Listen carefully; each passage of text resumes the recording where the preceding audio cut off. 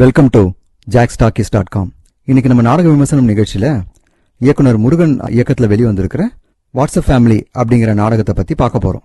WhatsApp family Jacks லொல்லு சபா அப்படின்னு கேட்டவொடனே ஓ இது ஏதோ டூரிஸ்ட் ஃபேமிலி படத்தை தான் இவங்க கலாச்சிருக்கிறாங்க, செம ஃபன்னா இருக்க போகுது, பயங்கரமா காமெடியா இருக்க போகுது அப்படின்னு நினைக்கலாம். அந்த மாதிரிலாம் எதுவும் கிடையாது. இது ஒரு நார்மலான டிராமா பிளே. இந்த நாடகத்தோட கதை என்னன்னு பாத்தீங்கன்னா, கதையா அப்படின்னு ஒண்ணு இல்லவே இல்லையே, இருந்தாலும் எதையா சொல்லணும் இல்லையா, அதனால சொல்றேன். ஹீரோ வழக்கம் போல வேலை வெட்டி இல்லாம சும்மா சுத்திட்டு இருக்கிறாரு. அவருக்கு வாட்ஸ்அப்னால சில பிரச்சனைகள்லாம் வருது.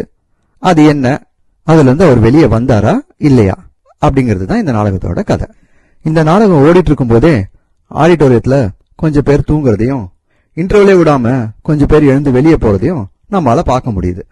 நம்ம ஊர்ல கொஞ்சம் பேர் அடிக்கடி சொல்லுவாங்க, மாப்பிள்ள ரிஸ்க் எடுக்கிறதுல எனக்கு ரஸ்க் சாப்பிட்ற மாதிரி அப்படின்ட்டு. அந்த மாதிரி ரிஸ்க் எடுக்கணும்னு நினைக்கிறவங்க தாராளமா இந்த நாடகத்தை ஒரு தடவை போய் பார்க்கலாம். இந்த பாருங்க, உங்க மனசுக்குள்ள மரண பீதி இருக்கிறது என் கண்ணுக்கு கண்ணாடி மாதிரி அப்படியே தெரியுது. அதே பீதி என்கிட்ட ஹெவியா இருக்கத்தான் செய்யுது. அதை வெளிக்காட்டிக்கலாம நம்ம மாறணும், புரியுதா? சரி தலைவரே. வாங்க மக்கா வாங்க, எங்க நாடக பார்க்க வாங்க. வாங்க மக்கா வாங்க, எங்க நாடக பார்க்க வாங்க.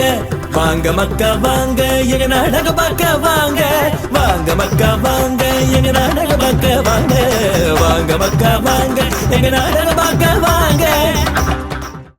என்ன மச்சான், உன்னையெல்லாம் இப்போ ஆளையே பார்க்க முடியல.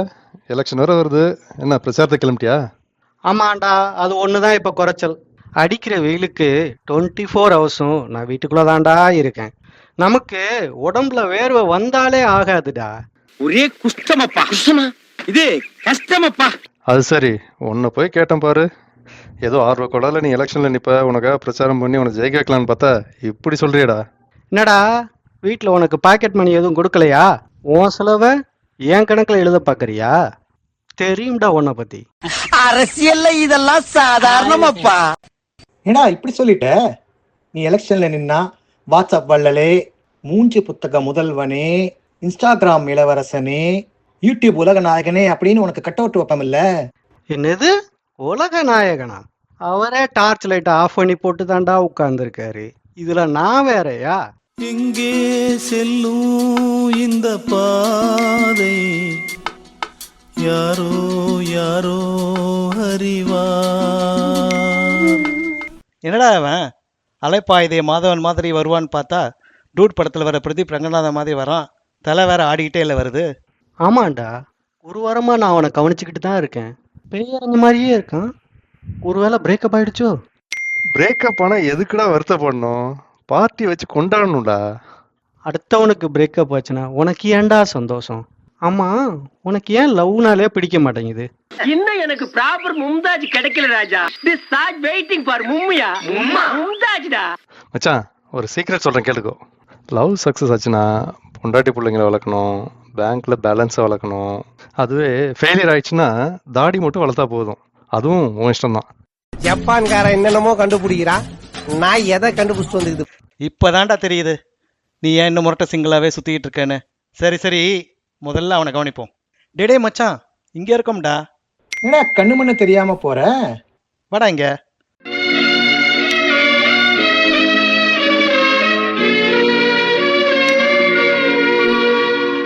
ரொம்ப சந்தோஷமா இருக்கிற மாதிரி தெரியுது.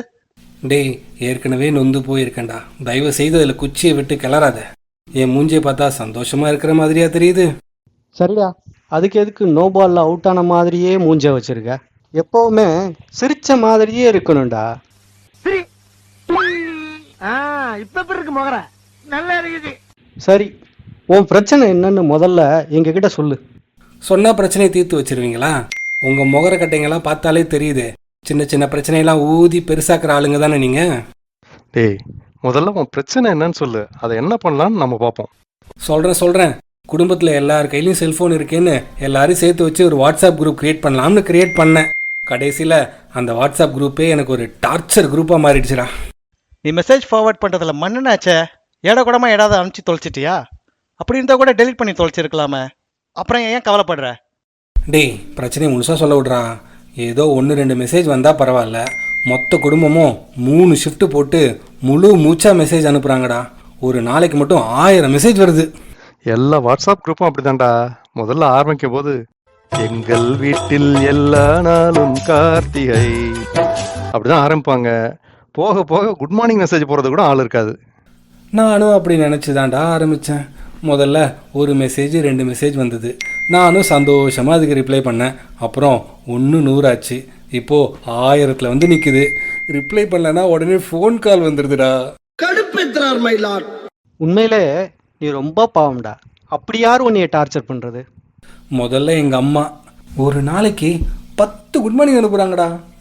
என்னடா உங்கள் அம்மாவுக்கு ஞாபகம் மறதியா? ஒரு குட் மார்னிங் சொன்னாலே போதுமே, எல்லாருக்கும் மெசேஜ் போகுமே. அதுதான்டா நானும் சொன்னேன். அதுக்கு அவங்க கடையில் சாக்லேட் வாங்கினாலே எனக்கு ஒன்று உனக்கு ஒன்றுன்னு கேட்பீங்க. குட் மார்னிங் மட்டும் ஒன்று சொன்னால் போதுமா? அப்புறம் எனக்கே குட் மார்னிங் சொல்லலன்னு என் கூட சண்டைக்கு வருவீங்க. இது எனக்கு தேவையா அப்படின்னு கேட்குறாங்கடா. சரிடா, இது உங்க அப்பா கிட்ட சொல்லி உங்க அம்மாவுக்கு புரியுற மாதிரி எடுத்து சொல்லலாம்ல. யார் எங்கள் அப்பாவா? அவர் அனுப்புறது எல்லாமே சாதாரண மெசேஜ் கிடையாது, எல்லாமே வாய்ஸ் மெசேஜ் தான், அதுவும் ஆஃபீஸ் டைமில். டே மச்சான், அவங்க அப்பா வாய்ஸ் கேட்டிருக்கியா நீ? சரியா டியூன் பண்ணாத ரேடியோ மாதிரியே இருக்கும்டா. உங்கள் அப்பா வீட்டில் பேசினாலே உனக்கு ஆஃபீஸ் வரைக்கும் கேட்குமாடா? அப்புறம் ஏன் தனியாக வாய்ஸ் மெசேஜ் அனுப்புகிறாரு? என்னடா எங்கள் அப்பாவை கிண்டலா பண்ணுற? உத வாங்குவ. செல்ஃபோன் வர்றதுக்கு முன்னாடி வீடு நிம்மதியாக இருந்துச்சு. இப்போது வீடே அமைதியாக இருக்கு. அமைதி அமைதி அமைதியோ அமைதி. என்னடா தத்துவமெல்லாம் பேசுகிறான்? ரொம்ப நொந்துட்டான் போல இருக்க. ஆமாம்ப்பா ஆமாம். வீட்டில் ஒவ்வொருத்தரும் ஒவ்வொரு ரகம். அவங்களுக்கு என்னென்ன தோணுதோ எல்லாத்தையும் மெசேஜ் அனுப்பிட்டு இருக்காங்க. உன்னை பார்த்தாலும் பாவமாக தான்டா இருக்கு. இதுலேருந்து தப்பிக்கிறதுக்கு ஒரு டெம்பரரியாக ஒரு ஐடியா சொல்லவா? ரொம்ப சஸ்பென்ஸ் வைக்காமல் சீக்கிரமாக சொல்லி சொல்லடா. எங்கள் அப்பா கிட்ட இருந்து மெசேஜ் வந்துக்கிட்டே இருக்கு. பேசாமல் செல்ஃபோன் தொலைஞ்சு போச்சுன்னு சொல்லிடுறா. முதல்ல செல்ஃபோன் ஆஃப் பண்ணு. முதல்ல எங்கள் எல்லாருக்கும் ஒரு காஃபி வாங்கி கொடு. இதுக்கான பர்மனன்ட் சொல்யூஷனை நம்ம உட்காந்து டிஸ்கஸ் பண்ணலாம். என் ஃப்ரெண்ட போல யாரு மச்சான், அவன் ஃப்ரெண்ட எல்லாம் மாத்தி வச்சான். எங்கள் வீட்டில் எல்லா நாளும் கார்த்திகை, எங்கள் நிலவில் என்றும் இல்லை தேய்திரை. வர வர இந்த வீட்டோட குடும்ப தலைவருங்கிற மரியாதையே எல்லாம் போச்சு. இப்ப என்ன மரியாதை குறைஞ்சு போச்சுன்னு காலையிலேயே கத்திக்கிட்டே இருக்கீங்க? காலையில் 6 மணிலேருந்து காஃபி வேணும் வேணும்னு கேட்டுட்டு இருக்கேன். இப்போ வரைக்கும் யாரும் கொண்டு வரல. உனக்கு வாட்ஸ்அப்பில் மெசேஜ் அனுப்பியிருந்தேனே. அதுக்கு தான் காஃபி எமோஜி அனுப்புனேனே, அதை எடுத்து குடிக்கிறது. வாட்ஸ்அப்பில் மெசேஜ் அனுப்புனா வாட்ஸ்அப்பில் தான் பதில் வரும். கோவம் வரா மாதிரிலாம் காமெடி பண்ணுவேன். ஓஹோ, நகை வேணும்னு கேட்டதுக்கு நான் எமோஜி அனுப்புனேன்ல, அதுக்கு பழிக்கு பழியா? புரிஞ்சா சரி. அதான் நகை விலை குறைஞ்சிருச்சே, வாங்கி தந்தா என்னவா? நகை விலை குறைஞ்சிருச்சுன்னு உனக்கு யார் சொன்னா? உன் தம்பி சொன்னானா? அது ஃபேக் நியூஸ் ரீ. அக்கா அக்கா வந்துட்டான் உன் தம்பி. டெய்லி பேப்பர் போகிற பையன் மாதிரி வந்து ஃபேக் நியூஸாக கொட்டிட்டு போகிறான். என் தம்பியை பற்றி பேசலைன்னா உங்களுக்கு தூக்கமே வராது. உங்களை விட 4 விஷயம் அவனுக்கு அதிகமாக தெரிஞ்சிருக்கிறதுனால உங்களுக்கு அவன் மேலே பொறாமை. ஆமாம், பொறாமை பட்டுட்டாலும் இவனுக்கெல்லாம் எப்படித்தான் இந்த ஃபேக் நியூஸ் கிடைக்குதுன்னே தெரியல. அப்படி எத்தனை வாட்ஸ்அப் குரூப்பில் தான் இருக்கான் இவன். என்னமாம்மா காலையிலேயே கச்சேரி ஆரம்பிச்சிட்டீங்க? யாரை பற்றி பேசிகிட்டு இருக்கீங்க? எதுக்கு இந்த ஆராய்ச்சி? பாத்தியா, இவனை பற்றி பேசுறது இவனுக்கே தெரியல. இவன் சொல்கிறத நீ நம்புற. நீ தானடா சொன்ன நகை விலை குறையுதுன்னு. அதை தான் அவர் பொய் நியூஸ்ன்னு சொல்கிறாரு. அவர் சொல்கிறதும் சரிதாங்க்கா. வார் நடக்கிறதுனால நகை விலை தினமும் ஏறி ஏறி இறங்கிட்டு இருக்கு. மாப்பிள்ள, உங்கள் அக்காவை கல்யாணம் பண்ண நாள்லேருந்து இன்னைக்கு தாண்டா எனக்கு சாதகமாக நீ பேசியிருக்க. ஆமாம், இன்னைக்கு என்ன ஃபேஸ் நியூஸ் கொண்டு வந்திருக்க? சொல்லிட்டு கிளம்பு. கருத்து கணிப்பு பார்த்தீங்களா மாமா? நம்ம தாவேக்காக்கு 99% மக்கள் ஆதரவு இருக்கான். என்னென்ன சொல்றான் பாருங்க. கம்பி கட்டுற கதையெல்லாம் எழுத்து போடுறாங்க. அந்த 1% மட்டும் ஏன்டா மிச்சம் வச்சிருக்க? அது என்ன பால்வாடி குழந்தைங்களா? தம்பி, ஒரு மனுஷன் போய் பேசலாம், ஆனா ஏக்கர் கணக்கில் எல்லாம் பேசக்கூடாது. அது எப்படா நெஞ்சில கொஞ்சம் கூட ஈரம் இல்லாம இவ்வளவு பெரிய பொய் சொல்ற? இப்போ அப்படி தான் சொல்லுவீங்க மாமா. எலெக்ஷன் ரிசல்ட்ஸ் மட்டும் வரட்டும், அப்புறம் தெரியும் எங்கள் பவரை பற்றி. ஏங்க்கா பசங்க யாரையும் காணோம்? யாரும் வீட்டில் இல்லையா? பெரியவன் ஃப்ரெண்ட்ஸில் பார்க்க போயிருக்கான். பொண்ணு ரூமில் இருக்கா, இன்னும் வெளியே வரல. வைஃபை இப்போ தான் ஆஃப் பண்ணேன், தானாக வெளியே வருவா பார். ஒரு குச்சி ஒரு குல்பி வந்து நின்னு எடு செல்ஃபி ஒரு குச்சி ஒரு குல்பி வந்து நின்னு எடு செல்ஃபி. அப்பா எதுக்கு வைஃபை ஆஃப் பண்ணீங்க? இன்னைக்கு வந்த மெசேஜ் எதுக்கும் நான் இன்னும் லைக் போட்டே முடிக்கல. இப்படி அடுத்தவங்க மெசேஜுக்கு லைக் போடுறதுக்காமா நான் உன்னை பெத்த அப்பனோட மெசேஜுக்கு என்னைக்காவது ஒரு லைக் போட்டிருக்கியா நீ? நமக்கே லைக் போடணும்னு தோணணும்பா, இப்படி கேட்டுலாம் வாங்கக்கூடாது. அப்படியாமா? இனிமே பாக்கெட் மணி வேணும்னு எனக்கு தோணும் போது தான் நான் உனக்கு கொடுப்பேன், நீயா கேட்டு வாங்கக்கூடாது, சரியா? அப்பா இப்படி எல்லாம் என்ன பிளாக்மெயில் பண்ணாதீங்கப்பா, அப்புறம் அண்ணன் மாதிரி நானும் யாரையாவது லவ் பண்ண ஆரம்பிச்சிடுவேன். ஓஹோ, துரை ஆபீஸ்க்கு போறான்னு பார்த்தா நடுவில் இந்த வேலையும் சேர்த்து பண்ணிட்டு இருக்கானா? இன்னைக்கு வரட்டும். ஏய், யார்டி அந்த பொண்ணு? அவ வாட்ஸ்அப் நம்பர் உங்ககிட்ட இருக்கா? அவ ப்ரொஃபைல் பிக்சர் இருந்தா எனக்கு அனுப்பு. என்னம்மா நீங்க இப்படி பண்றீங்களாமா? ஏன்க்கா லைக் போட போறியா? பார்த்தீங்களா மாமா, நம்ம குடும்பமே லைக் குடும்பம் ஆயிடுச்சு. அம்மா நான் தான் உங்ககிட்ட சொன்னேன்னு சொல்லிடாதம்மா, அப்புறம் அவன் என்கிட்ட பயங்கரமா சண்டை போடுவான், எனக்கு பாக்கெட் மணி கூட கொடுக்க மாட்டான். ஒத்த ரோசா பிள்ளைய ரொம்ப அற்புதமா வளர்த்திருக்கம்மா நீ. இவனுக்கு கொழுப்ப பத்தியா? ரொம்ப நேரமா மெசேஜ் பண்ணிக்கிட்டே இருக்கேன், ஒரு பதிலையும் காணும். சும்மா இருங்க, வந்த உடனே ஆரம்பிச்சிடாதீங்க. அவன்கிட்ட கொஞ்சம் நிதானமா பேசுங்க. எல்லார்கிட்டயும் ஒன்று சொல்லிக்கிறேன், அவனா வந்து இந்த விஷயத்த சொல்ற வரைக்கும் யாரும் அதை பத்தி பேசக்கூடாது, சரியா? எல்லாம் அவங்கவுங்க வேலையை போய் பாருங்க. நேரங்கள் தெரியாதே, பேச்சுகள் தொடர்ந்தால் முடியாதே, இடைவெளி இங்கே கிடையாதே கிடையாதே. ஏண்டா ஏதோ பர்மனன்ட் சொல்யூஷன் சொல்ல போறேன்னு 2 காஃபி வாங்கி குடிச்சிட்டு இருக்கீங்க. லஞ்ச் டைமே வரப்போகுது, ஆனா ஐடியா மட்டும் வரல. ஐடியா இல்லாம ஒரே டென்ஷனா இருக்கு, ஏதாவது சொல்லு. நீ கேட்ட உடனே ஐடியா வந்துருமா? டின்னருக்கு மீட் பண்றப்ப ஒரு நல்ல ஐடியாவா சொல்றேன், ஓகேவா? வாயிலே மிதிச்சிருவேன். டின்னர் வாங்கி கொடுத்தா சரக்கு அடிச்சுட்டு வாந்தி தான் எடுப்பீங்க, ஐடியாலாம் வராது. மச்சான், உண்மையிலேயே நீ என்னடா நம்ம காரியத்தில் ரொம்ப தெளிவாக இருக்கடா. டேய், காஃபி வேற வாங்கி கொடுத்துருக்கான், ஐடியா மட்டும் சொல்லலை, பில்லை நீ தான் கட்டணும். காஃபி கேட்டது நீ தானே? இப்போ என்னடா மெசேஜ் நீ பார்த்தாலும் பார்க்கலனாலும் உங்க வீட்டில் இருக்கவங்க உன்னை டிஸ்டர்ப் பண்ணக்கூடாது, கரெக்டா? நான் வந்ததுலேருந்து அதை தாண்டா சொல்லிட்டு இருக்கேன். பேசாம ஒரு லவ் மேட்ரை வீட்டில் சொல்லி கல்யாணம் பண்ணி தனி கொடுத்தனும் போயிரு, பிரச்சனை முடிஞ்சது.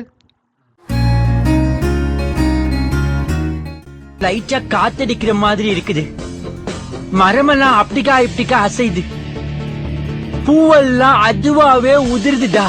அப்படின்னா ஹீரோயின் வரப்போறான்னு அர்த்தம்டா. நல்ல வாய்டா உனக்கு. எப்போ கல்யாணம்னு ஆரம்பிச்சியோ அங்கே பாரு, அவனோட ஆளே வந்துகிட்டு இருக்கு.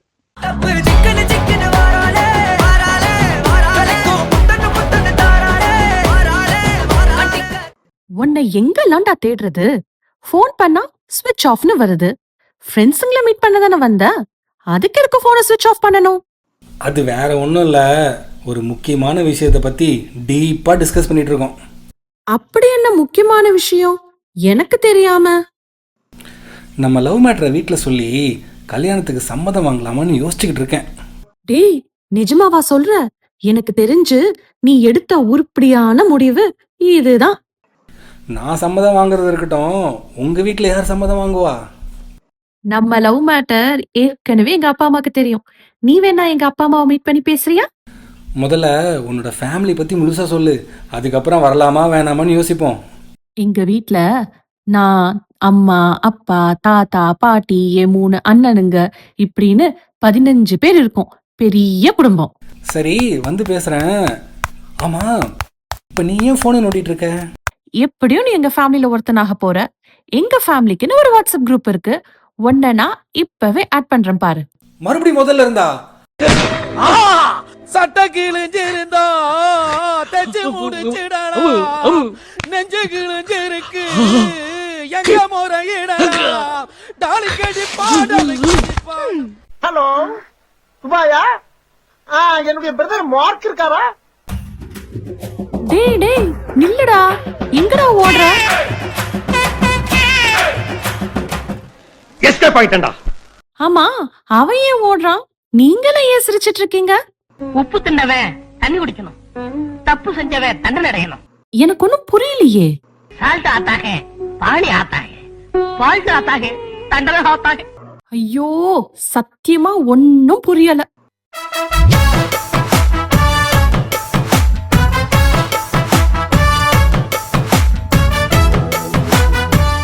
இப்படித்தாங்க இந்த சோசியல் மீடியானால நாம நிறைய உறவுகளை இழந்துகிட்டே வரோம். வாட்ஸ்அப்ல தூரமா இருக்கிறவங்க கிட்ட பேசி அவங்கள பக்கத்துல கூட்டிட்டு வரணும். ஆனா நாம பக்கத்துல இருக்கிறவங்களையும் ரொம்ப தூரமா ஆக்கிடுறோம். முடிஞ்சா ஃபேஸ்புக்ல பேசாம ஃபேஸ பார்த்து பேச பழகிக்கங்க. இன்ஸ்டாகிராம்ல ரீல்ஸ் போடாம உங்க கிராமத்துங்களுக்கு போய் ரியல் லைஃப் என்னன்னு பாருங்க. ஸ்கிரீனை விட்டு வெளியே வந்து ரியல் சீனை பாருங்க. மனிதம் வளர்ப்போம், உறவுகளை மேம்படுத்துவோம்.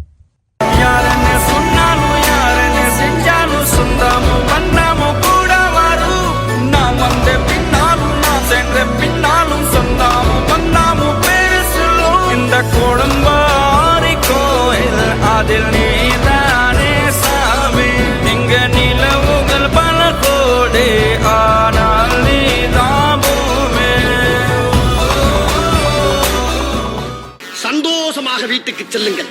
நன்றி, வணக்கம்.